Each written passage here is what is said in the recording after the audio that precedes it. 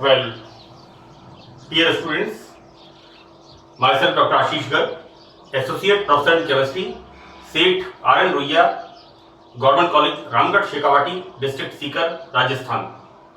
बच्चों, हमने method of preparation start किया था सल्फोनिक एसिड्स का। बेंजीन सल्फोनिक एसिड, ये जो फंक्शनल ग्रुप है ये है सल्फोनिक एसिड, राइट। तो हमने बेंजीन सल्फोनिक एसिड के मेथड ऑफ प्रिपरेशन स्टार्ट किया था और मैंने आपको पार्ट 5th में यह बताया था कि किस प्रकार सल्फोनीकरण इस बात पर डिपेंड करता है कि हम किस रिएजेंट के द्वारा सल्फोनेशन करवा रहे हैं, राइट। हम कंसंट्रेट सल्फ्यूरिक एसिड यूज करते हैं या फिर फ्यूमिंग सल्फ्यूरिक एसिड यूज करते हैं या फिर क्लोरो सल्फोनिक एसिड यूज करते हैं। तो इस बात पर डिपेंड करता है हमारा सल्फोनेशन, बेंजीन का सल्फोनेशन। मैंने 5th पार्ट में इस जगह पर यह भी बताया था कि किस प्रकार सल्फोनीकरण की प्रक्रिया, सल्फोनेशन प्रोसेस प्रभावित होता है बेंजीन के ऊपर लगे हुए प्रतिस्थापियों, जो बेंजीन के ऊपर ग्रुप्स लगे हुए हैं उनकी वजह से किस प्रकार सल्फोनेशन की प्रक्रिया प्रभावित होती है, राइट। मैंने बताया था कि कुछ समूह ऐसे होते हैं भाग 5 में कि कुछ समूह बेंजीन रिंग पर ऐसे होते हैं जो कि बेंजीन रिंग की सल्फोनेशन की प्रक्रिया को एक्टिवेट करते हैं और कुछ समूह ऐसे होते हैं जो कि बेंजीन रिंग को डीएक्टिवेट करते हैं सल्फोनेशन के प्रोसेस के लिए, राइट। यहां पर मैंने 5th पार्ट में जो डायरेक्ट सल्फोनेशन का प्रोसेस बताया था उसकी मैंने रिएक्शंस लिखी हैं। बच्चों देखिए यहां पर this is the benzene ring. Now here 4 aspects 1 2 3 and 4। Here in the 4 aspects what we seen, हम देखते क्या है, अगर हम कंसंट्रेट सल्फ्यूरिक एसिड यूज करते हैं, कंसंट्रेट मतलब 98% sulphuric acid, then formation of benzene sulphonic acid, right. अगर हम यहां पर फ्यूमिंग सल्फ्यूरिक एसिड यूज करते हैं, फ्यूमिंग सल्फ्यूरिक एसिड का मतलब है H2S2O7, right, this is the oleum. जब हम बेंजीन का सल्फोनेशन फ्यूमिंग सल्फ्यूरिक एसिड से कराते हैं तो यहां पर बनता है, हम ये कह सकते हैं दिस इज मेटा पोजीशन, इसके रेस्पेक्ट में meta position, so that 1 2 3 4 5 6, this is 1 3 benzene disulphonic acid, right. In the 3rd aspect, तीसरे प्रोसेस में we are using fuming sulphuric acid at 200 degree centigrade.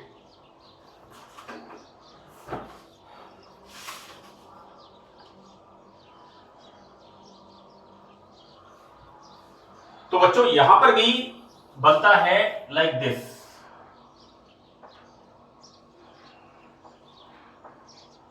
This is 1 3 benzene disulphonic acid, right.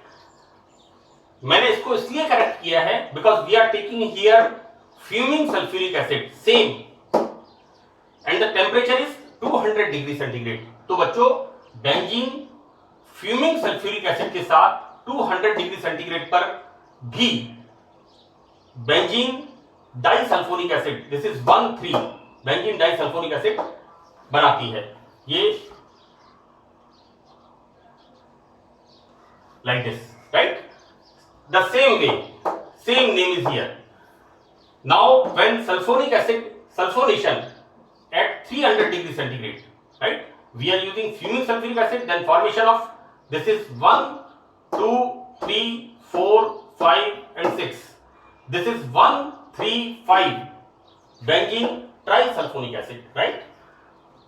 जैसा कि मैंने आपसे 5th part में ये कहा था कि सल्फोनेशन की प्रक्रिया इस बात पर डिपेंड करती है कि हम सल्फोनेशन किस रिएक्टेंट से करवा रहे हैं। तो हम यहाँ पर उन रिएजेंट्स के हम एस्पेक्ट्स देखते हैं कि किस प्रकार किसी में बेंजीन सल्फोनिक एसिड बनता है, किसी में डाइसल्फोनिक एसिड बनता है, again formation of disulphonic acid, right, and again here this is the benzene trisulphonic acid, right.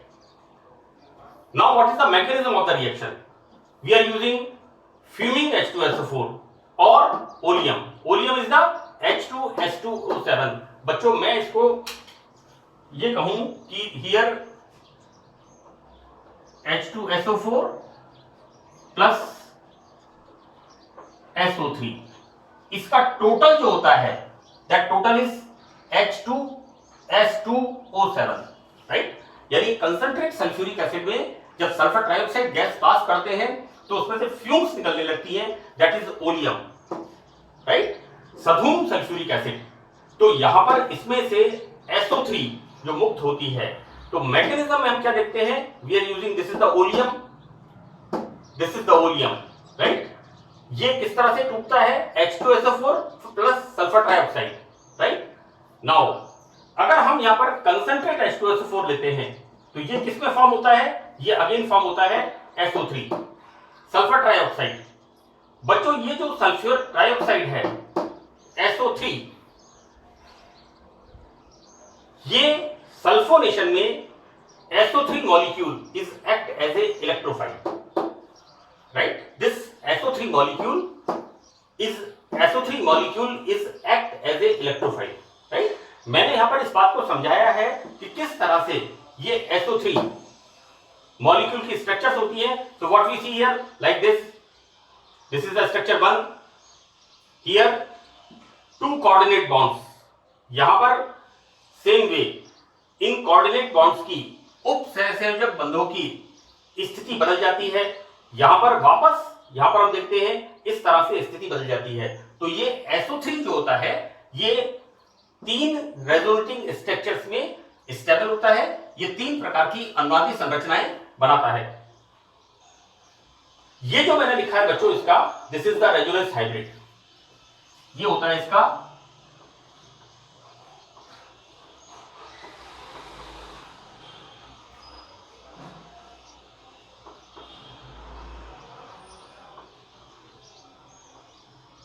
ये बनता है इसका अनुनाद संकर, राइट।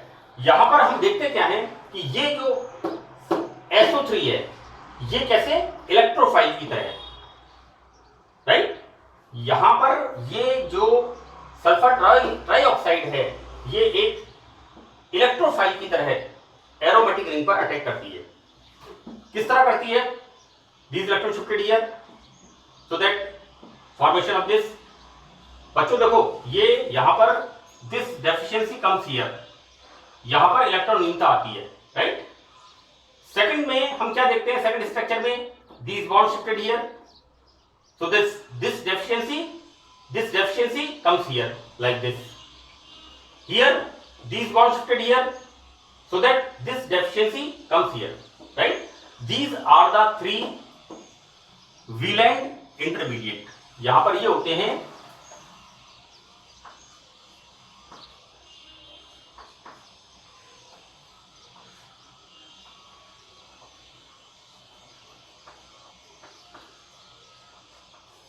ये यहां पर 3 विलेंट इंटरमीडिएट बनते हैं।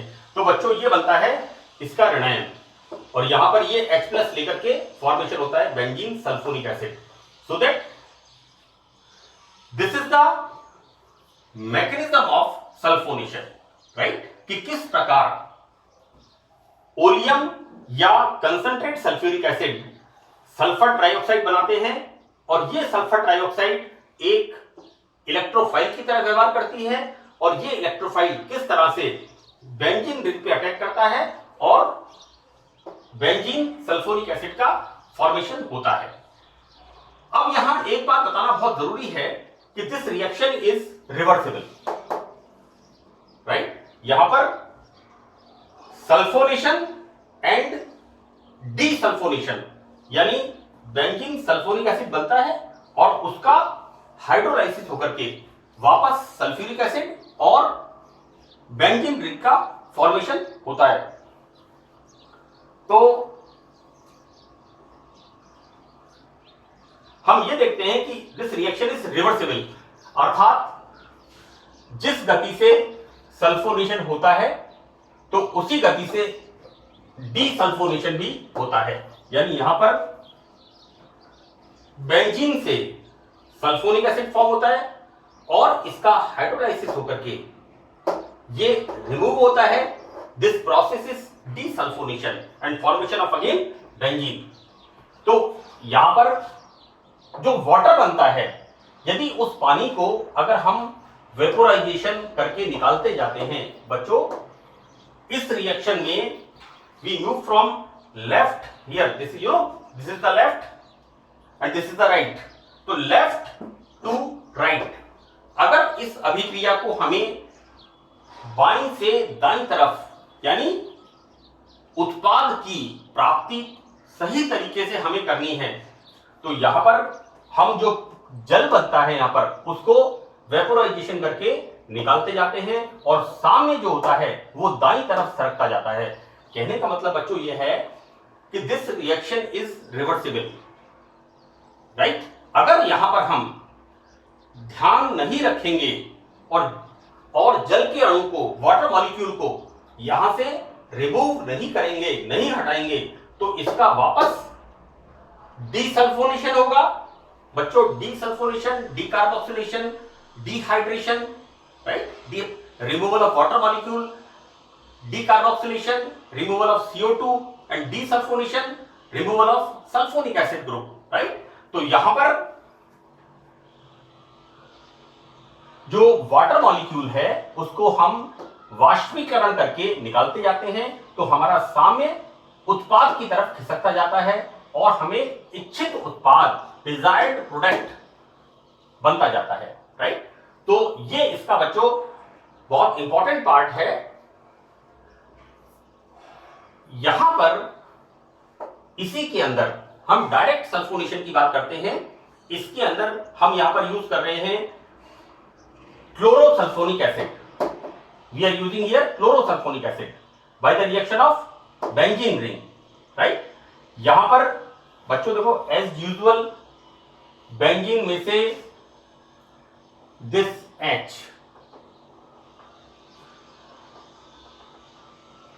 H is removed out and here removal of this HCl and formation of benzene sulfonic acid। बच्चों यहां पर खास बात यह होती है, यहां पर एक इसका विशेष फीचर क्या होता है कि this HCl is gas, right. तो जब हम बेंजीन का सल्फोनेशन क्लोरोसल्फोनिक एसिड से कराते हैं, दिस इज द क्लोरो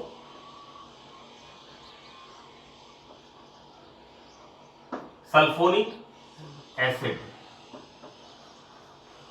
तो जब बेंजीन का सल्फोनेशन क्लोरोसल्फोनिक एसिड से कराते हैं, right, formation of benzene sulphonic acid and removal of HCl, here HCl is gas so that it becomes escape out, ये बाहर निकल जाती है और हमें हमारा प्योर बेंजीन सल्फोनिक एसिड प्राप्त होता है, right.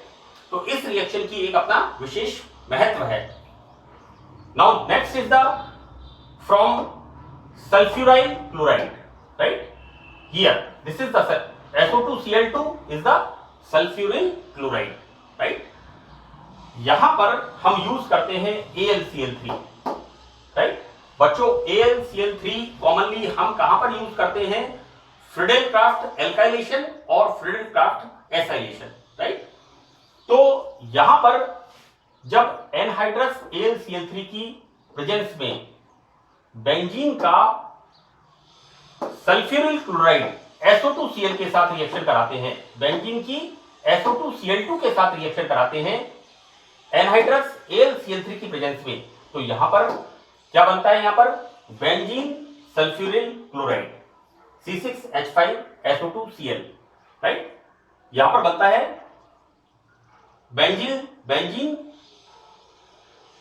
Benzene sulphuryl chloride, right. ये बेंजीन सल्फ्यूरिल क्लोराइड, इसका जब हाइड्रोलाइसिस करते हैं then again removal of HCl and formation of benzene sulfonic acid, that is C6H5SO2OH. This is the form, right? So this is the second method of preparation. यहाँ पर ये दूसरी विधि है benzene sulphonic अम्ल बनाने की, right? Here in the third method हम देखते हैं बच्चों, हमने देखा है यहां पर जब OH ग्रुप लिखा रहता है तो उसको हम कहते हैं फिनोल्स, राइट? लेकिन यहां पर चूंकि SH ग्रुप है इसको हम कहेंगे थायोफिनोल्स। जैसे हमने कहा था C2H5OH क्या होता है? एल्कोहल, वाइल C2H5SH क्या होता है? थायो एल्कोहल, राइट? तो यहां पर ये जो थायोफिनोल्स होते हैं जब इनका ऑक्सीडेशन हम KMnO4 से करते हैं एल्कलाइन मीडियम में, तो यहां पर इसके द्वारा हमें क्या प्राप्त होता है? What we are doing, oxidation. SH group से बनता है SO2OH, this is the benzene sulphonic acid, right? तो दिस इज द थर्ड, ये तीसरी महत्वपूर्ण विधि है बेंजीन सल्फोनिक एसिड बनाने की, राइट? नाउ पार्ट 6 के लास्ट में हम देखते हैं फिजिकल प्रॉपर्टीज। तो फिजिकल प्रॉपर्टीज में बहुत सिंपल बात है, these are colourless and hygroscopic crystalline solids, यानी आर्द्रताग्राही ठोस होते हैं। जैसे आर्द्रताग्राही का मतलब है कि जैसे सोडियम क्लोराइड जब होता है उसको अगर हम बारिश में खुला छोड़ देते हैं तो वातावरण से वो नमी को एक्सेप्ट करके गीला हो जाता है, राइट? तो यहां पर बच्चों ये जो बेंजीन सल्फोनिक एसिड होता है, ये बेंजीन सल्फोनिक कैसा होता है? It is a colourless. Secondly it is hygroscopic, ये आर्द्रताग्राही होता है, क्रिस्टलाइन सॉलिड, राइट? दूसरी इंपॉर्टेंट बात क्या होती है कि यहां पर ये बेंजीन सल्फोनिक एसिड क्या होता है? इट इज पोलर, ये एक ध्रुवीय अणु होता है। तो ध्रुवीय अणु होने के कारण ये जल में विलय होता है और इस तरह से रिएक्शन करके यहां पर ये पानी के अंदर सॉल्युबल हो जाता है, right? Benzene sulphonic acid is soluble in water due to its polarity, right? ये एक ध्रुवीय अणु होता है और ये जल के साथ क्रिया करके पानी के अंदर विलय हो जाता है, right? This is the important parameter कि ये कार्बनिक विलायकों में, ऑर्गेनिक सॉल्वेंट्स में इनसॉल्युबल होता है, राइट?